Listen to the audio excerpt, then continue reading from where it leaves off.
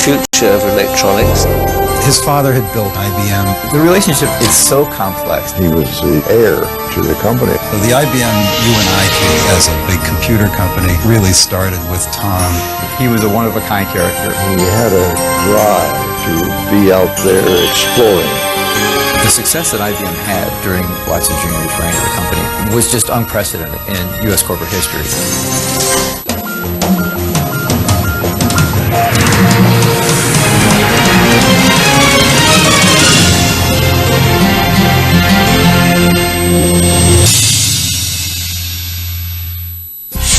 The year is 1993. IBM, the behemoth of big business, is fighting for its survival. 79-year-old Thomas Watson Jr., the CEO who launched IBM into the computer age, is appalled as he watches the business his family built disintegrate. IBM is going outside the company for the first time in its history for help. The choice is Louis Gerstner, the chairman of RJR Nabisco. One morning in early April of 1993, a car is on its way to pick Gerstner up at his home and take him to his new job at IBM. Gerstner comes to his car, and there's the former boss of IBM sitting in the back seat waiting for him, rather like one of those mafia thrillers. And he turns to Gerstner and in his gruff old voice says, "Mind if I ride in with you to work?" And Gerstner says, "Of course, sir, that's fine." And Tom said to Lou Gerstner, "You've got to save this company." The idea that Gerstner was taking over this company and he was going to get in his face and tell him exactly what he had to do was just like Tom Watson Jr. Now, the number one priority is to restore the company to profitability. And within a year, Gerstner would do just that, saving the company that Tom Watson Jr. had built into a titan of American industry. For 57 years, Tom Watson Jr. and his father, Tom Watson Sr., were IBM. But the two men held radically different views about how the company should be run, and the struggle between them is one of the great stories in business history. The relationship between Tom Watson Jr. and his father is, I think, one of the most interesting father-son relationships in business history. It's so complex and so volatile and so dramatic. It's like a grand soap opera that played out over 30 or 40 years. The struggle between father and son began soon after Tom Watson Jr. was born in 1914. That year, his father joined the Computing Tabulating Recording Company, a firm that sold scales, clocks, and punch cards. The company was on the brink of going under when Watson Sr., a master salesman, came along and turned things around. Watson Sr. was one of those great American success stories. His first job was as a traveling salesman with a wagon, and he had this burning ambition to rise in society and to become a gentleman. And he did that. He was very single-minded, very focused, very smart, very clever salesman. Tom Watson Sr. doted on his son, but Jr. was starting off badly. Growing up in an affluent suburban community near New York City, he came to be known as Terrible Tommy Watson.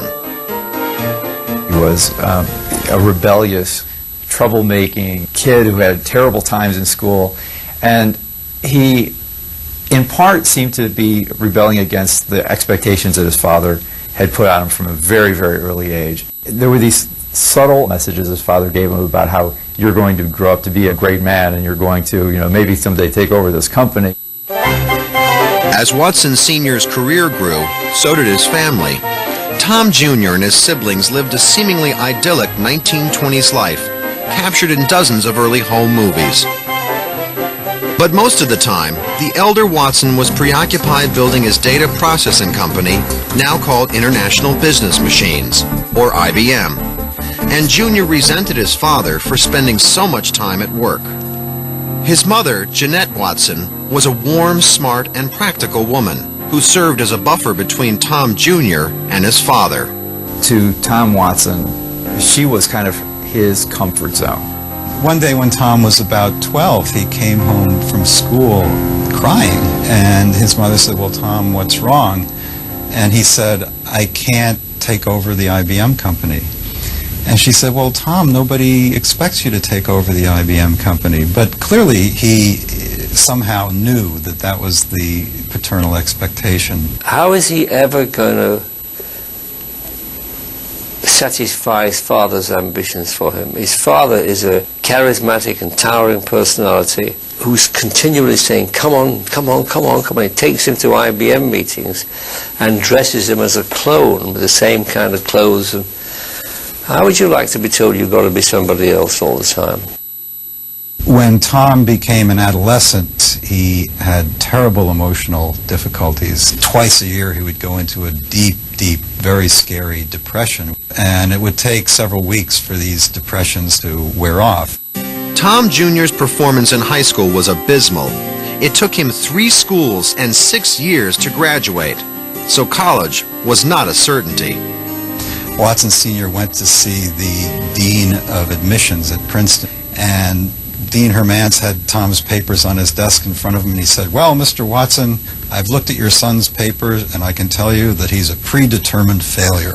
Giving up on Princeton, Watson Sr. called in a favor with an old friend at Brown, and in 1933, Jr. enrolled in the freshman class. His father was the architect of his life, and Jr. went along for the ride. At Brown, Jr. behaved like a spoiled playboy. He bought a plane and started taking flying lessons.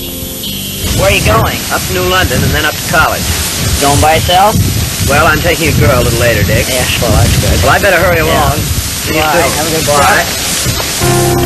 Whatever Tom Jr.'s resentment towards his father, he was happy to be spoiled by him. His allowance was $300 a month, double the income of the average American family in those days. Bye. Bye, then. Good luck.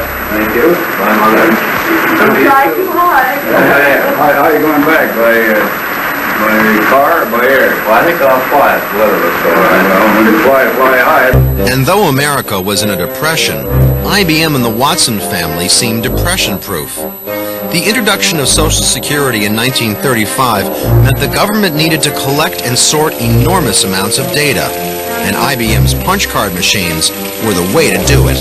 IBM actually took off like a rocket during the Depression. By 1936, Tom Watson Sr. was making headlines as the highest paid executive in the country. Watson Sr. was known as the $1,000 a day man. That was an ungodly, untold amount of money by the standards of the day. Junior could have a free ride all his life, but by his final year of college, he began to get more serious.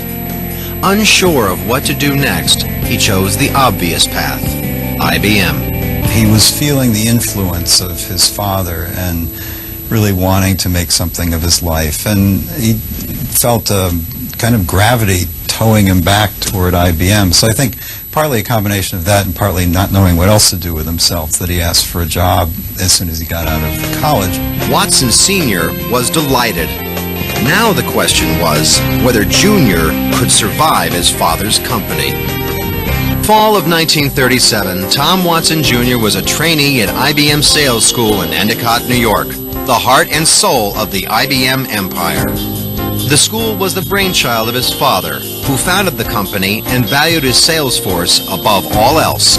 IBM built its punch card machines in Endicott and taught its customers how to use them, and its salesmen how to sell them. It was a company town. Tom would walk down the street and people would whisper, "That's Watson's son." So he couldn't get away from his father when he was in Endicott, and it was not fun for a kid who was used to the fast life.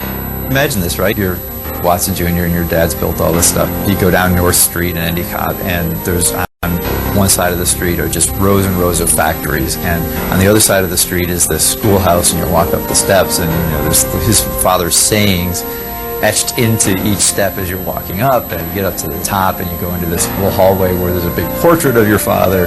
At the entrance of the school, the word "think" was written in brass letters 2 feet high. Tom Watson Sr. chose this single word to embody the spirit of IBM, and it became a slogan known around the world. Another one of those quirks of the IBM culture was that the company had company songs that were about IBM. Every morning, Junior's classes would sing songs of the IBM, including Ever Onward.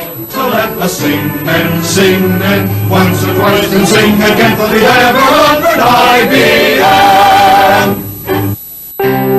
The company uniform was a dark suit with a white shirt and a stiff collar, because Watson Sr. felt if you want to sell to a businessman, you have to look like one.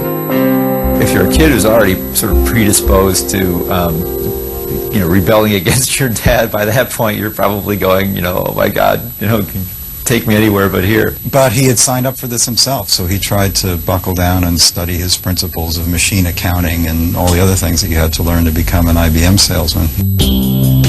Junior's conflicted feelings about his father and the company continued. His performance in school was lackluster, but he praised his father and IBM at this sales meeting in 1937. I have known Mr. Watson for 24 years as a father and for 3 months as a business superior.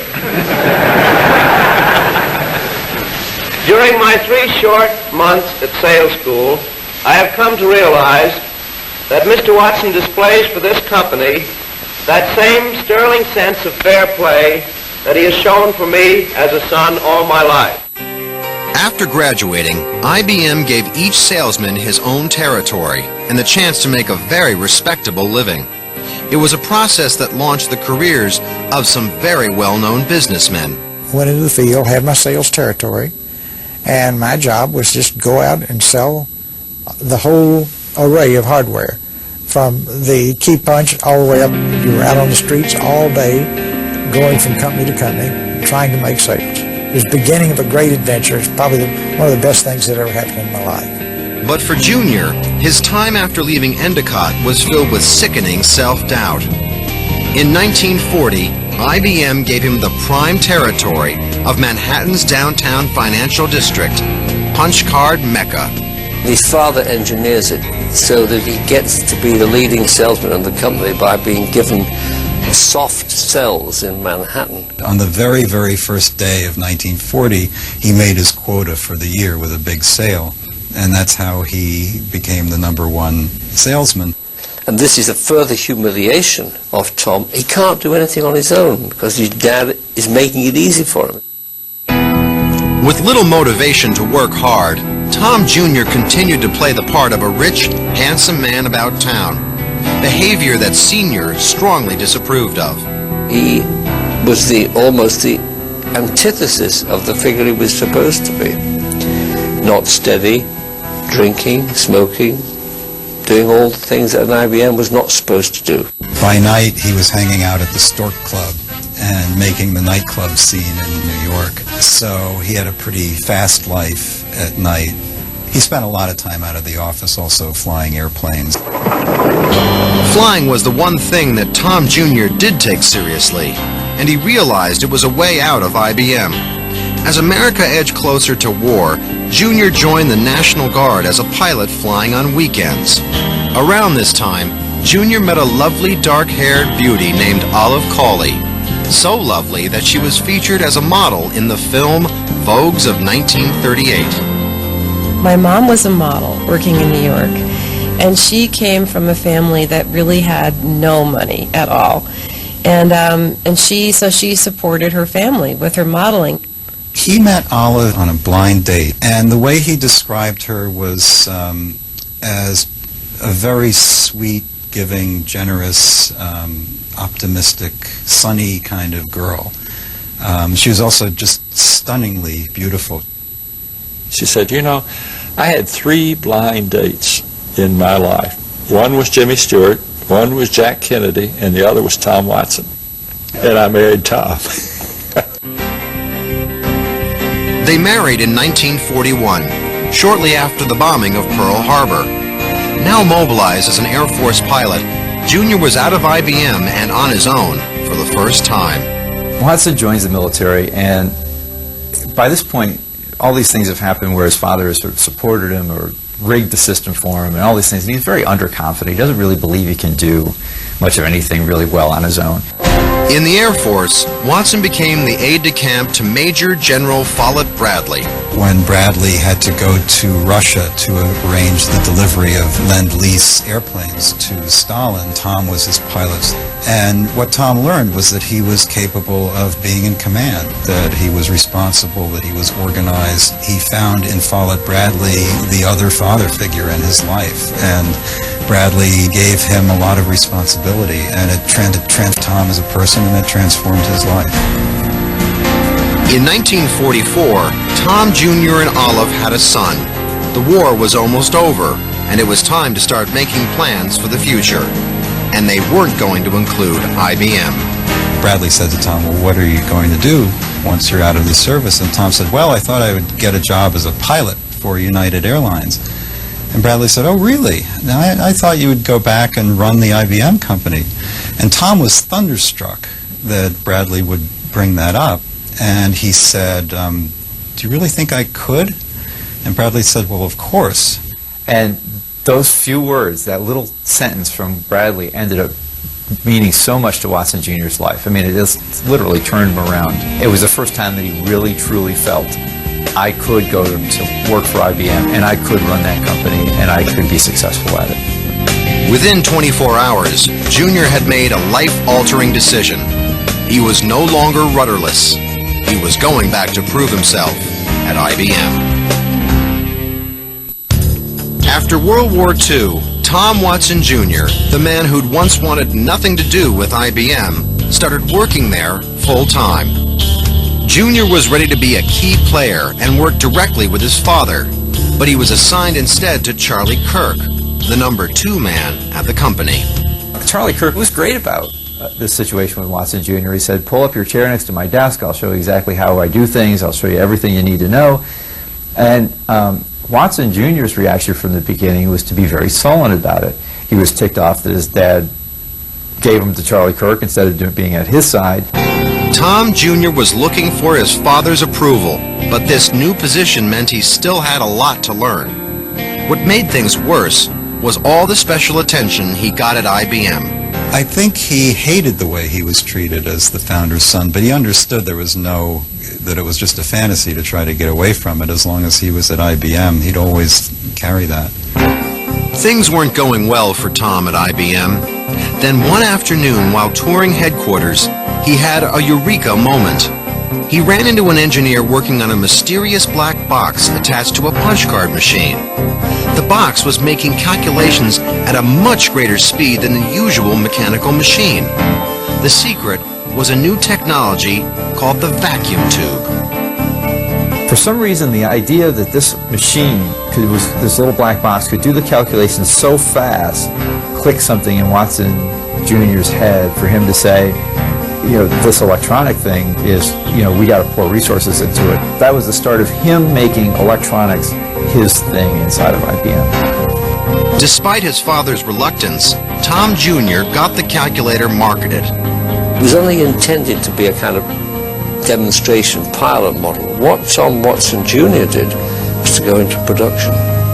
And to go into production was an enormous gamble, so he said, we're going to make 100 of these. The IBM 603 electronic multiplier was a quick success, Junior's success. And they finally sold 5,300 of these. They're called 604s by the time they were in production. And he advertised, and so now he's hooked. He's like a drug addict. He's now seen what a vacuum tube can do. Now, Tom Jr. was on his way. But his relationship with his father was still a difficult one. And Sr. was far from ceding control of IBM to his son.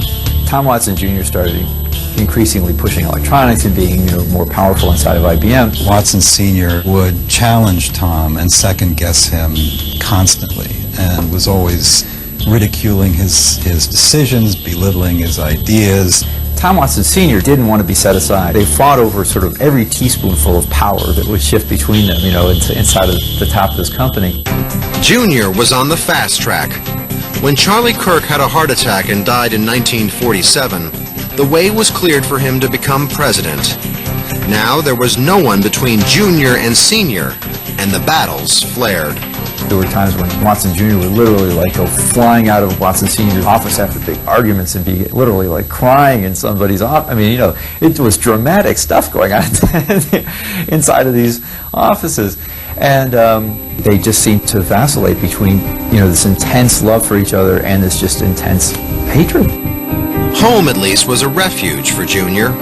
His growing family lured him out of his corner office every night in time for dinner. The family also made time for skiing in the winter and sailing in the summer.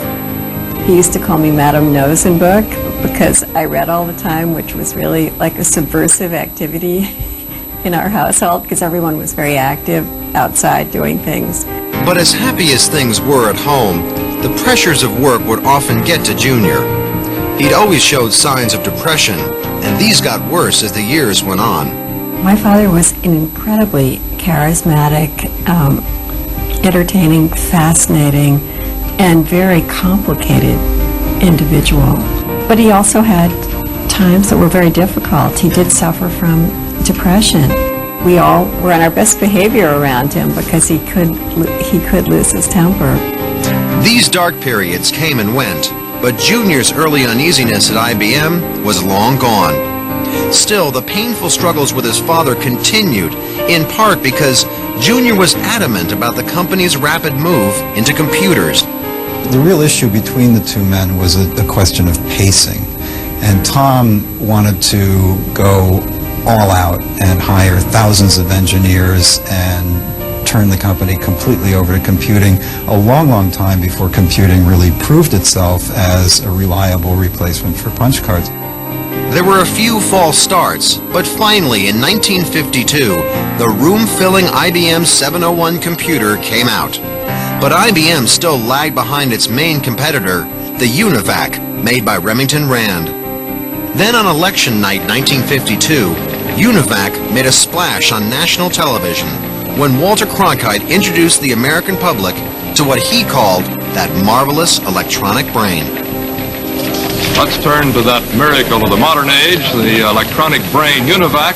This is the face of a UNIVAC. The UNIVAC people came to us at CBS and said, we could predict early on in the evening what the likelihood would be of the final vote, who would win and who would lose. And UNIVAC said, we predict that Eisenhower will win by a huge margin. And as it turned out, it ended up predicting the election correctly against popular sort of feelings of how the election was going to turn out. And this became a PR bonanza for UNIVAC. Well, the emergence of the UNIVAC scared the bejesus out of Tom. It was the very first time most of the American public had been exposed to the idea of a computer doing something meaningful to them. They showed the brand name right on the screen. Responding to UNIVAC's threat, Junior leapt into action. He built new plants and laboratories, hired more engineers, and drafted an army of salesmen. IBM made very, very sure that come 1956, when Dwight Eisenhower beat Adlai Stevenson for the second time, it was an IBM machine that was doing the predicting on TV. By the mid-50s, IBM dominated the computer market, selling half of all business computers in America. Time magazine published a glowing article about the miracle of electronic automation and IBM's brilliant president. He was the emblem of the coming of the computer, and I think the cover line, it showed Tom with a machine behind him, and it said, clink, clank, think. And it was the beginning of American culture starting to embrace computing. It was great for IBM's business. Still, Tom's father seemed unsatisfied with his son, raging even in his 80s about the family business. And the two would argue most violently about an old antitrust suit left over from the early 50s. Junior wanted to settle and get it behind them, but his father would have none of it. Tom Jr. was working out an agreement with the government when his father stopped him in his tracks and told him he was totally incompetent to deal with the case. Junior was devastated by the insult.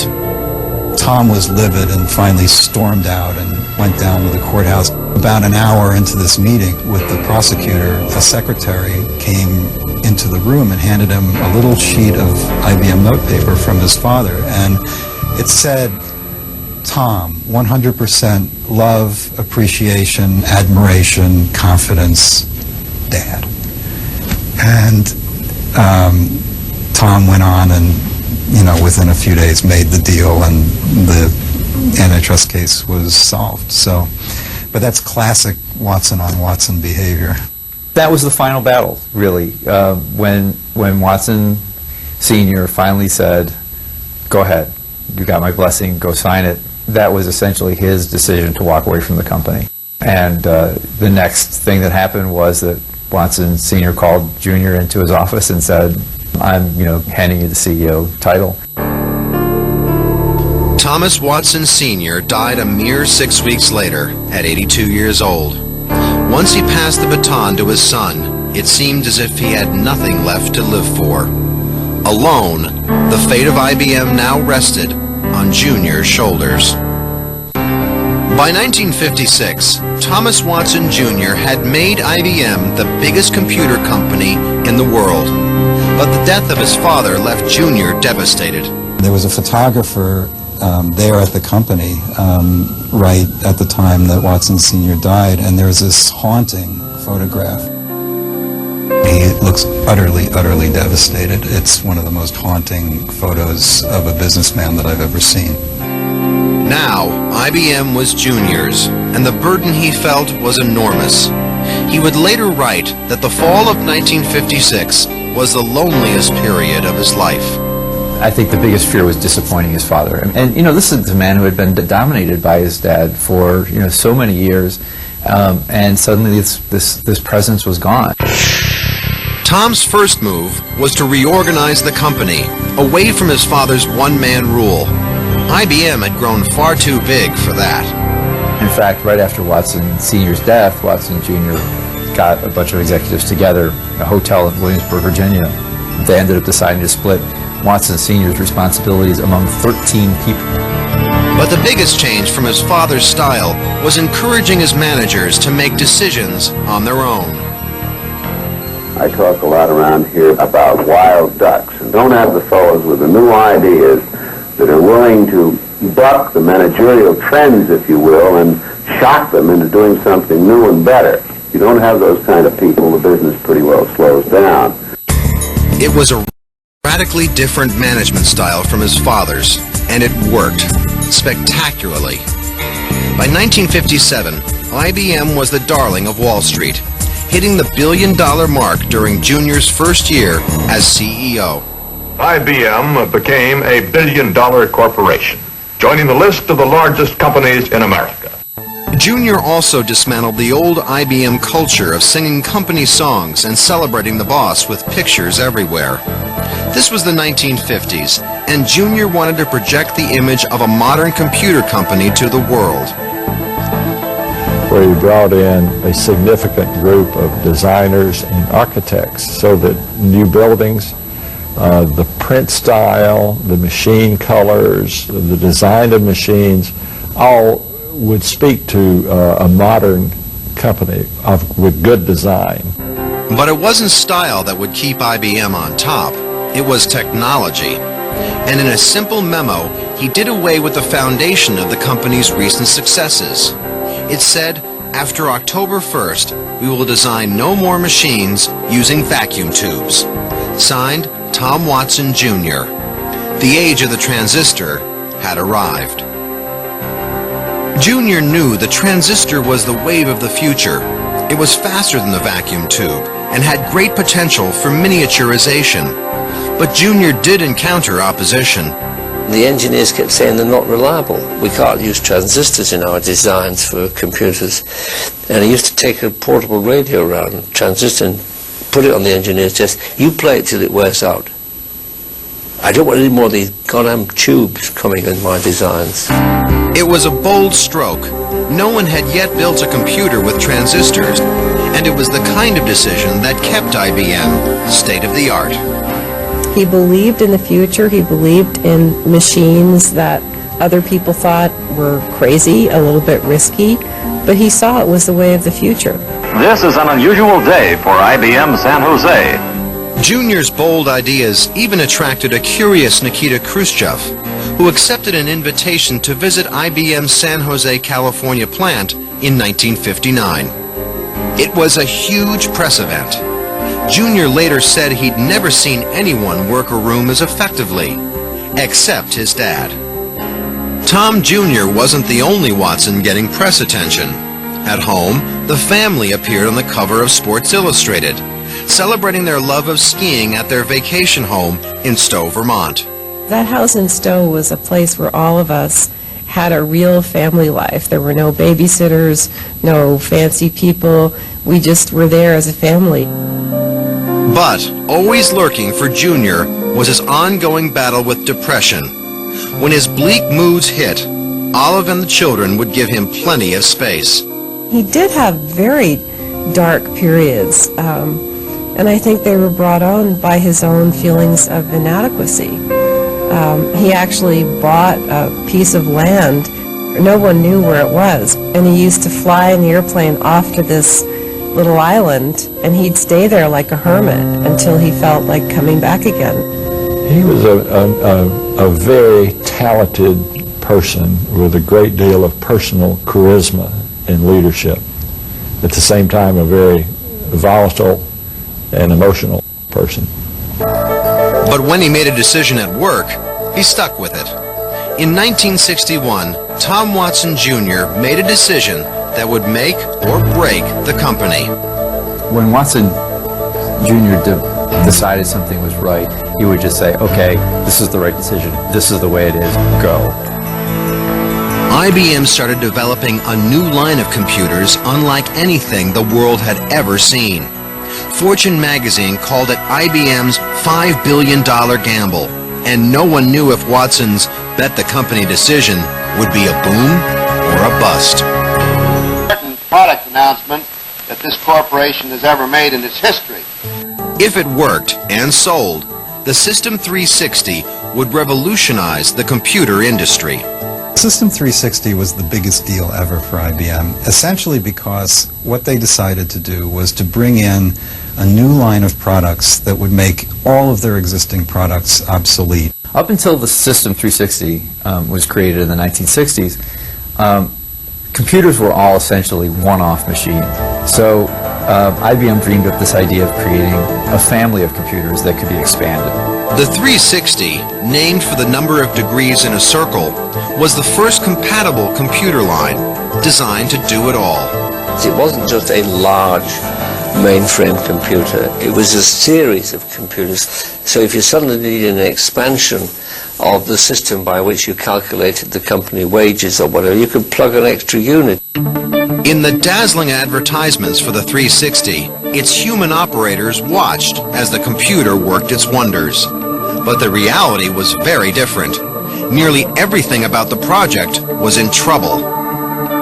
They had grotesquely underestimated the engineering challenge that they'd taken on. There were production problems, there were programming problems, there were delays, and yet they had already told all of their customers that this new thing was coming along. So there was a period when they truly feared that the business would come apart. The problem was, the 360 was announced before it was really ready. Some of the products on display were wooden mock-ups, and that made Junior very nervous. With 6 new computers and 44 new peripherals to roll out, time was tight. All right, we got trouble. We need tape drives, we need disk drives, we need printers, multiple systems of different sizes that all went in together. It didn't look as though it was going to work, and he was in a total rage about it because he'd bet the entire company on this. And he didn't understand all the engineering, he just knew it had to be done. A big problem, IBM wasn't building the 360 out of other people's parts. They were building everything themselves, including the revolutionary new integrated circuits, a tiny combination of transistors clustered on a chip, the next giant leap in technology.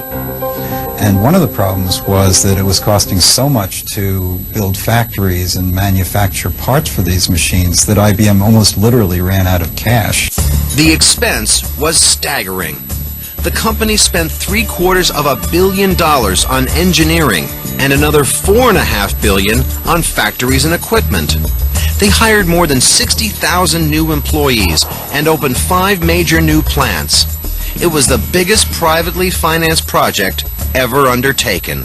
Fortune magazine later described it as IBM's $5 billion gamble, and that was a humongous sum of money at the time. There was a personal cost, too, for Tom Jr. He had tapped his younger brother Dick Watson to run the 360 project as a stepping stone to one day taking over the company. Possibly the stupidest decision Tom Watson Jr. ever made was putting his brother Dick in charge of the System 360 project. It was destined to ruin his relationship with his brother, and his brother was destined to fail at doing it. He just wasn't a good enough manager. And so Tom Watson Jr. was forced to basically push his brother out, essentially all but ending his IBM career, which caused a terrible rift between the two of them. After Dick's departure from the project and a struggle through months of embarrassing delays, the 360 started rolling out of the factories in 1965. Now, Watson Jr. and IBM faced one big question: would it sell? You must remember what enormous courage it takes to go through. You've got technical faults, you've got production faults, you've got money problems. Everybody's saying it's a disaster, and you keep on. And maybe they're right. Maybe it is a disaster. Or maybe you're going to pull it off. And he pulls it off. Tom Watson's confidence in the system turned out to be more than justified. It sold for over 10 solid years, an amazing run for a computer product. But by 1970, Tom Watson was exhausted. It was a very stressful job, and he was working very long days. The years of stress took their toll in 1970 when, in the middle of the night, he had a heart attack. Olive was away, and Watson drove himself to the hospital. It scared him so much to think that his life might be over. You know, he loved to take risks and physical risks in his airplane, on his boat. But I think he really thought it's like Icarus flying too close to the sun. He thought his wings would never melt and he'd always be vibrant and alive. And when that happened to him, he fell into a huge depression. He was going through changes in his mind about his career. And I think he saw that it was not good for his health. He was only 56 years old, but his doctor told him it was time to slow down or retire. He refused and returned to work, but his old zeal for the job was gone. I think he felt that the company would be better off and that he would be more likely to survive if he turned the business over. Tom Watson Jr. retired in 1971 after 15 years at the helm of IBM. The run from 1956, when he took over the company, to the early 1970s, when you know had the heart attack and ended up leaving, is one of the most incredible corporate runs of all time. When he retired, Tom Watson Jr. had quadrupled the size of IBM and turned it from a $900 million to an $8 billion company, making it the bluest of the blue chips. But Tom Watson was far from finished. In the early 1970s, Tom Watson Jr. had retired from IBM and recovered from his heart attack. Now he and his wife Olive finally had time to pursue the adventures they'd always dreamed about. One of the things that was most fascinating about Tom Watson was how many dimensions he had as a person. He was arguably one of the hardest charging and most successful executives in business history, but it didn't consume his life the way it consumed his father's life. The question was, what now? First, there were long trips on his beloved sailboat, the Palawan, stunt plane lessons, and treks with his children to far-off places like Afghanistan. He was a wonderful traveler. He found the people of Afghanistan just fascinating and wonderful to photograph. Still, there were always reminders of the IBM years. While skiing in Colorado, he ran into Ross Perot, one of the wild ducks that got away. After I'd started EDS was successful. It was in the late 70s or early 80s. I was out skiing in Vail, Colorado with my family, and I was walking out of a restaurant, and someone shouted out, "There's the one who got away." And I turned over, my head around, there was Mr. Watson. And he says, "Come over here, Ross." And I came over and said hello to him. And he says, "Now tell me, why didn't we take your idea?" And I said, well, Mr. Watson, you just weren't that interested. And he said, well, why did you go ahead? I said, well, I just had to try it. But a man of Watson's experience was too valuable to lose to retirement. In 1979, President Carter asked him to become U.S. ambassador to the Soviet Union. It was an extraordinary assignment at an unfortunate moment in history.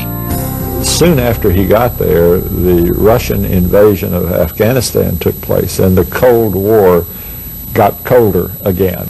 So Tom's period in Moscow was a very difficult period to be involved. We all arrived that first Christmas, and we could see tanks going through the street, and we didn't know what it was. And then we woke up the next morning, and Daddy said the Russians had invaded Afghanistan, which meant that he couldn't do very much work, because then it was kind of a stalemate. Critics judged Tom Jr.'s performance in Moscow harshly, calling him an amateur, not up to one of the most difficult diplomatic posts in the world. At the end of the Carter administration, he returned home for more private adventures. He had fabulous hobbies, including a small fleet of airplanes that he flew himself. 4-point roll, and then pull up and down, and that's the end. This last one usually makes me sick, so I skip it.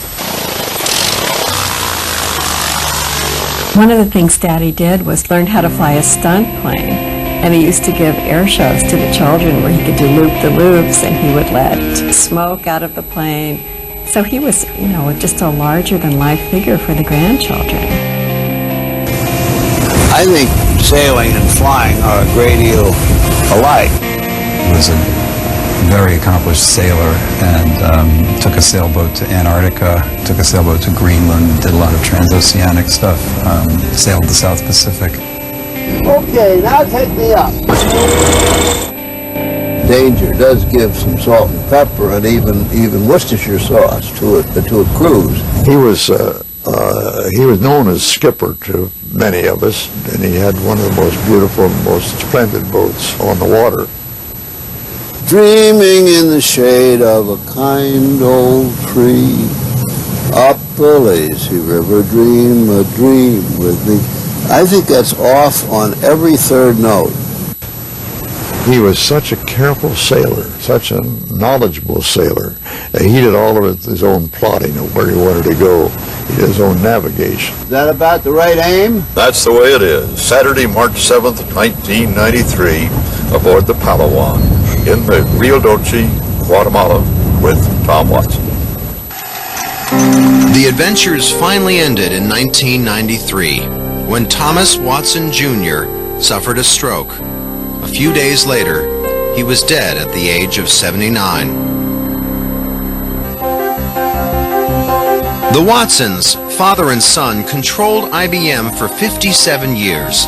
Whatever their struggles, Watson Sr. would have been proud of what his son accomplished. And in the end, as large as the father's shadow loomed, it proved too small to hide the accomplishments of the son. Senior would have been absolutely delighted with his son's performance. Absolutely delighted, because once he'd got over the emotional wrench of hanging over the company, he would have seen that his son actually was rather like him in many ways. During Senior's time, he was the giant. Then he had a son, and this is no accident, that became the giant for the generation of the integrated circuits and the transistors and the giant computers and what have you. He always made fun of himself. You know, he'd always say, well, I'm no scholar, and I certainly screwed up in school. But he was so smart and savvy in the ways of the world. So I guess his legacy would be just that, is being able to see what the world might need, take a chance, take a risk, and go for it.